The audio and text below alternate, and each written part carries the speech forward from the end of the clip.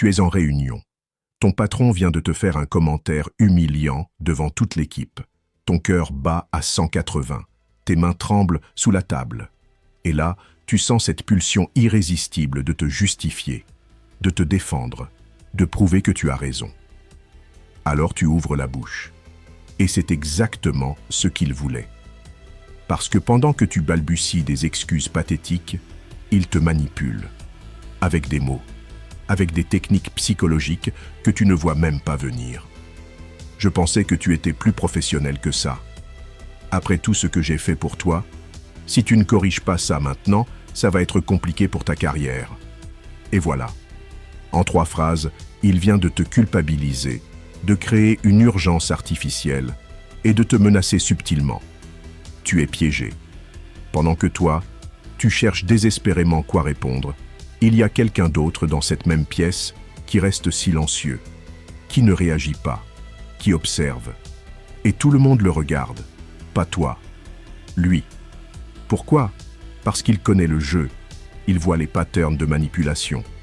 Et il a l'arme que tu n'as pas. Aujourd'hui, je vais te montrer exactement comment les manipulateurs te contrôlent avec le langage, les 5 techniques qu'ils utilisent sur toi tous les jours sans que tu t'en rendes compte. Et surtout, je vais te donner l'arme stoïcienne que Marc Aurèle, Épictète et Sénèque utilisaient pour désarmer n'importe quelle manipulation verbale en moins de 10 secondes. Dans un monde qui hurle, celui qui maîtrise cette technique ne se fait plus jamais piéger. Le langage est une arme. Il est temps que tu apprennes à te battre. Laisse-moi te montrer comment ils te détruisent tous les jours.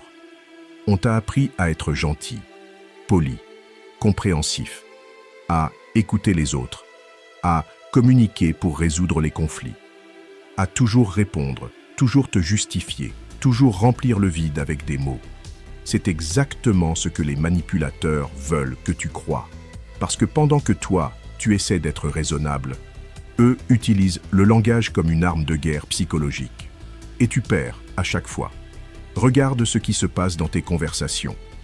Quelqu'un te fait une demande déraisonnable. Tu veux dire non. Mais avant même que tu ouvres la bouche, il lance « Je sais que tu es occupé, mais c'est vraiment important. Je ne voudrais pas te déranger, cependant j'ai vraiment besoin de toi. C'est juste une petite chose, simplement. » Ces mots ne sont pas innocents. Ce sont des techniques de manipulation linguistique, des patterns conçus pour court-circuiter ta capacité à refuser. Et ton premier réflexe? Parler, te justifier, argumenter. Résultat? Tu rentres dans leur jeu, tu leur donnes exactement ce qu'ils veulent, ta réaction émotionnelle. Pense à cette dispute avec ton partenaire. Il te lance, tu ne m'écoutes jamais, tu exploses. Mais si je t'écoute, c'est toi qui... Et boum, tu viens de tomber dans le piège. Parce que jamais est une généralisation absolue. C'est factuellement faux. Mais en te forçant à te défendre contre cette accusation exagérée, il te contrôle. Ou cette conversation avec ce collègue toxique. Si tu étais vraiment un membre de l'équipe, tu resterais tard ce soir. Fausse alternative. Soit tu restes tard, soit tu n'es pas un bon coéquipier. Sauf qu'il y a 50 autres options. Mais il te présente un choix binaire pour te manipuler. Et toi, tu te justifies. Mais j'ai déjà fait des heures sup cette semaine. Tu viens de perdre. Parce que celui qui se justifie révèle sa faiblesse. Celui qui argumente montre qu'il a peur. Celui qui parle en premier abandonne son pouvoir. Épictète, esclave devenu le philosophe le plus respecté de Rome, enseignait à ses étudiants la dichotomie du contrôle linguistique. Il disait « Les mots des autres ne peuvent pas te blesser sans ton consentement. » Sans ton consentement. Ça veut dire quoi? Ça veut dire que quand quelqu'un te manipule avec des mots, tu es complice. Pas parce que tu es faible, mais parce que tu accordes du pouvoir à leurs mots en y réagissant. Ils disent « Tu me déçois ». Et toi, tu ressens la déception comme une vérité, comme un verdict sur ta valeur. Tu parles pour te défendre. Mais Épictète te dirait « Ce ne sont que des sons qui sortent de sa bouche. C'est toi qui décides s'ils ont du sens. » Alors voilà l'arme secrète. Le silence combiné à la conscience des patterns. Marc Aurèle, empereur de Rome, l'utilisait contre les sénateurs corrompus qui essayait de le manipuler. Pendant qu'il criait, argumentait, menaçait, lui restait assis, silencieux, observant. Il écrivait dans ses pensées pour moi-même. Quand quelqu'un te fait du tort, demande-toi immédiatement: quel jugement sur le bien et le mal l'a conduit à agir ainsi? Cette question change tout, parce qu'elle te sort de la réaction émotionnelle. Elle te met en position d'observateur, d'analyste. Quelqu'un te culpabilise? Au lieu de te sentir coupable et de parler pour te justifier, tu te demandes en silence: pourquoi cette personne a-t-elle besoin de me culpabiliser? La réponse: parce qu'elle n'a pas d'argument valide, parce qu'elle est désespérée, parce qu'elle sait que la culpabilité est sa seule arme. Et instantanément, tu reprends le pouvoir, sans dire un mot. Sénèque allait encore plus loin. Dans ses lettres à Lucilius, il expliquait comment identifier les mots vides utilisés par les manipulateurs. Il écrivait: la plupart des discours n'ont qu'un but: te faire agir contre ton intérêt en te faisant croire que c'est dans ton intérêt. Ton patron qui dit: cette mission est une opportunité formidable pour toi. Traduction stoïcienne: je veux que tu fasses du travail supplémentaire sans te payer plus. Ton ami qui dit: si tu étais vraiment mon ami, tu ferais ça pour moi. Traduction: je vais utiliser notre relation pour obtenir ce que je veux. Sénèque t'apprend à décoder, à voir à travers les mots, à identifier l'intention cachée, en silence. Voici ce qu'Épictète aurait fait face à un manipulateur dans cette réunion. Il aurait écouté, sans réagir, sans se justifier. Il aurait observé les patterns, attendu 3 secondes, et il aurait simplement dit: c'est ton opinion. 4 mots, dévastateurs. Parce que ces 4 mots créent une distance infranchissable entre toi et la manipulation. Tu reconnais que l'autre personne a le droit d'avoir son opinion, mais tu ne lui donnes aucun pouvoir sur toi. Le silence stoïcien n'est pas de la passivité, ce n'est pas ignorer. C'est une démonstration de contrôle absolu combinée à une vision chirurgicale des patterns de manipulation. Quand tout le monde perd son calme et que toi tu restes silencieux tout en voyant exactement ce qu'ils font, tu envoies un message viscéral: je vois ton jeu et je ne jouerai pas. Et ça fait peur aux manipulateurs. Maintenant, voici comment tu appliques cette arme dans ta vie. 3 étapes concrètes, chirurgicales, à mettre en place dès aujourd'hui. Étape 1. Identifie les 5 patterns manipulatoires. Pendant une semaine, deviens un observateur linguistique silencieux. Note chaque fois que quelqu'un utilise un pattern de manipulation sur toi. Il y en a 5 principaux. Apprends-les par cœur, parce que quand tu les vois, tu ne peux plus être manipulé. Pattern 1. La fausse alternative. Soit tu fais ça, soit tu ne te soucies pas de moi. C'est du bullshit. Il y a toujours plus de 2 options, mais ils te présentent un choix binaire pour te forcer à choisir l'option qu'ils veulent. Exemple concret. Ton partenaire dit: soit tu viens à cette soirée, soit tu n'aimes pas mes amis. Faux. Tu peux ne pas venir à la soirée aimer ses amis. Ce sont 2 choses distinctes. Mais en créant cette fausse alternative, il te manipule. Quand tu vois ce pattern, ne réagis pas. Reste silencieux 3 secondes. Respire. Et dis simplement: ce ne sont pas les seules options. Pattern 2. La charge émotionnelle. Je suis tellement déçu de toi. Après tout ce que j'ai fait pour toi, ils utilisent une émotion négative pour te faire culpabiliser, pour que tu agisses par compensation émotionnelle plutôt que par choix rationnel. Note ce pattern en silence. Mère utilise déception pour me faire céder. Ta réponse stoïcienne? Silence. Puis, je comprends que tu sois déçu. Ma décision reste la même. Pattern 3. L'urgence artificielle. Il faut que tu me répondes maintenant. C'est urgent. Je dois savoir tout de suite. Pourquoi maintenant? Parce qu'ils savent que si tu as le temps de réfléchir, tu vas refuser. Alors, ils créent une pression temporelle artificielle. Exemple, un vendeur dit: cette offre expire ce soir. Mensonge. L'offre sera toujours là demain. Mais ils veulent que tu achètes sous pression. Quand tu détectes ce pattern, utilise le silence comme arme. Regarde-les, attends 5 secondes complètes, puis dis « J'ai besoin de temps pour y réfléchir ». S'ils insistent, c'est la confirmation absolue que c'était une manipulation. Pattern 4. L'inversion de responsabilité. C'est toi qui me forces à agir comme ça. Si tu ne fais pas ça, tu me laisses pas le choix. Non, personne ne force personne. Chacun est responsable de ses propres actions. Mais en inversant la responsabilité, ils te font porter leur culpabilité. Exemple, ton patron qui dit « Si tu ne finis pas ce dossier ce soir, je vais avoir des problèmes avec la direction. » Ces problèmes ne sont pas les tiens. Mais en formulant ça comme ça, il transfère sa responsabilité sur tes épaules. Ta réponse ? Silence. Observation du pattern. Puis, chacun est responsable de ses propres décisions. Pattern 5. La généralisation absolue. Tu ne m'écoutes jamais. Tu fais toujours la même erreur. Personne ne me comprend. Ces absolus, jamais, toujours, personne, sont des manipulations, parce qu'ils sont factuellement faux, et qu'ils te forcent à te défendre contre une accusation exagérée. Au lieu de tomber dans le piège et de dire « mais si je t'écoute », reste silencieux. Compte jusqu'à 3 et demande calmement « qu'est-ce qui te fait penser ça ?» Maintenant, c'est eux qui doivent justifier leur affirmation, et généralement, ils ne peuvent pas. Parce que c'était une exagération manipulatoire.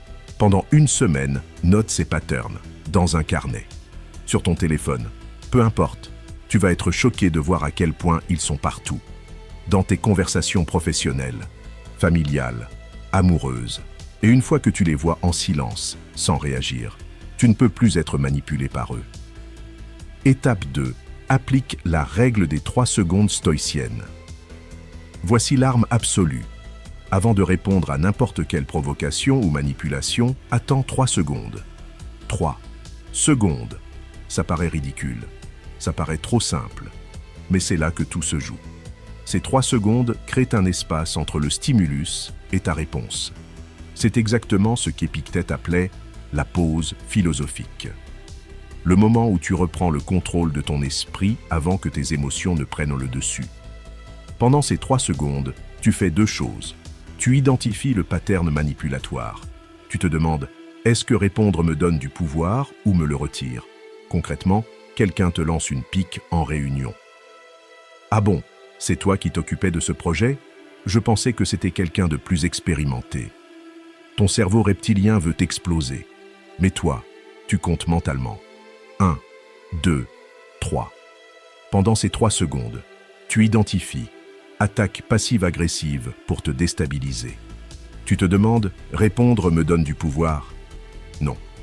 Ça montre que sa remarque m'a touché. Alors tu le regardes. Sans cligner, tu ne dis rien. Peut-être un léger hochement de tête. Et tu passes à autre chose. Le silence fait son travail. La personne se retrouve dans le vide qu'elle a créé.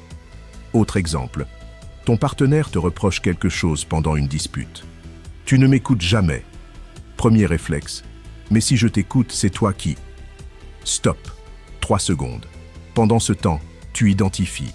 Généralisation absolue pour me forcer à me défendre. Tu respires. Tu observes ton envie de te justifier. Et tu choisis consciemment de ne pas rentrer dans le jeu. Tu dis calmement, « Qu'est-ce qui te fait penser ça ?» Tu vois la différence? Le silence de 3 secondes combiné à l'identification du pattern transforme ta réaction défensive en réponse stratégique. Les 3 premières fois, ce sera inconfortable. Ton cerveau va hurler « Parle, justifie-toi, défense-toi, ignore-le, compte, respire, observe le pattern. » Avec le temps, cette pause devient automatique et tu commences à voir les gens différemment. Tu vois leurs manipulations, leurs insécurités, leurs tentatives pathétiques de te déstabiliser et ça ne marche plus sur toi. Étape 3. Maîtrise les 5 phrases boucliers. Maintenant, après le silence et l'identification du pattern, tu as besoin de réponses précises, des phrases que tu peux utiliser instantanément pour bloquer n'importe quelle manipulation. Ces phrases sont ce qu'Épictète appelait Les axiomes de défense. Des vérités simples qui ne peuvent pas être contestées. Phrase bouclier. 1. C'est ton opinion. 4 mots. Dévastateur. Quelqu'un te juge, te critique, te dit que tu as tort. Silence. 3 secondes. C'est ton opinion. Cette phrase reconnaît que l'autre personne a le droit d'avoir son opinion, mais elle ne lui donne aucun pouvoir sur toi. Elle crée une distance infranchissable entre toi et la manipulation. Exemple. Tu es vraiment égoïste de ne pas venir dimanche. Silence. C'est ton opinion. Conversation terminée. Phrase bouclier. 2. Ce n'est pas une priorité pour moi en ce moment. Cette phrase est inattaquable. Tu ne dis pas non définitivement. Tu ne te justifies pas. Tu poses juste une limite basée sur tes priorités. Quelqu'un te demande de faire quelque chose que tu ne veux pas faire. Silence. Identification du pattern. Ce n'est pas une priorité pour moi en ce moment. Ils ne peuvent pas argumenter contre tes priorités sans paraître égoïste ou manipulateur. Phrase bouclier 3. J'ai besoin de temps pour y réfléchir. Contre l'urgence artificielle, cette phrase est parfaite. Elle reconnaît la demande sans y céder immédiatement. Il faut que tu décides maintenant. Silence. Pattern détecté. Urgence artificielle. J'ai besoin de temps pour y réfléchir. S'ils insistent, ma réponse reste la même. J'ai besoin de temps. Répète-la comme un disque rayé. Ça s'appelle la technique du broken record en psychologie. Phrase bouclier. 4. Je comprends ton point de vue. Ma décision reste la même. Cette phrase est géniale parce qu'elle valide l'autre personne tout en maintenant ta position fermement. Mais tu ne comprends pas. Si tu ne fais pas ça, Silence. Je comprends ton point de vue. Ma décision reste la même. Répète-la autant de fois que nécessaire. Imperturbable, comme Marc Aurèle face au Sénat romain. Phrase bouclier 5. Non. Juste non. Sans explication, sans justification, sans excuse. C'est la phrase la plus difficile à maîtriser, parce qu'on t'a conditionné à toujours te justifier. Mais un non simple est une réponse complète. Tu peux rester tard ce soir? Silence. 3 secondes. Non. Pourquoi? Silence. Parce que non. Cette réponse est inconfortable pour toi, mais dévastatrice pour le manipulateur, parce qu'elle ne leur donne aucune prise, aucun angle d'attaque. Entraîne-toi devant un miroir. Dis non à voix haute. Répète-le jusqu'à ce que ça devienne naturel. Parce que quand tu combines le silence, l'identification des patterns et ces phrases boucliers, tu deviens complètement immanipulable. Voici le conseil que personne ne veut entendre. Le plus difficile, le plus contre-intuitif. Le silence le plus puissant n'est pas celui que tu utilises contre les autres. C'est celui que tu utilises contre toi-même. Parce que le vrai bruit, ce n'est pas celui des manipulateurs. C'est celui dans ta tête. Cette voix qui te dit que tu dois prouver ta valeur, qui te pousse à réagir à chaque provocation, qui t'oblige à remplir chaque silence avec des justifications, qui rejoue les conversations en boucle. Marc Aurèle écrivait « Tu as le pouvoir sur ton esprit, pas sur les événements extérieurs. Réalise cela et tu trouveras la force. » Le silence extérieur commence par le silence intérieur. Arrête de te justifier dans ta propre tête. Arrête de rejouer les disputes passées. Arrête de préparer mentalement ta prochaine défense. Ferme cette voix. Parce que quand tu contrôles le bruit intérieur, le bruit extérieur ne peut plus t'atteindre.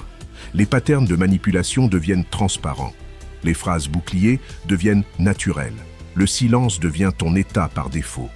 Et voici ce qui va se passer quand tu appliqueras ces techniques. Les manipulateurs dans ta vie ne disparaîtront pas. Ils vont doubler d'efforts.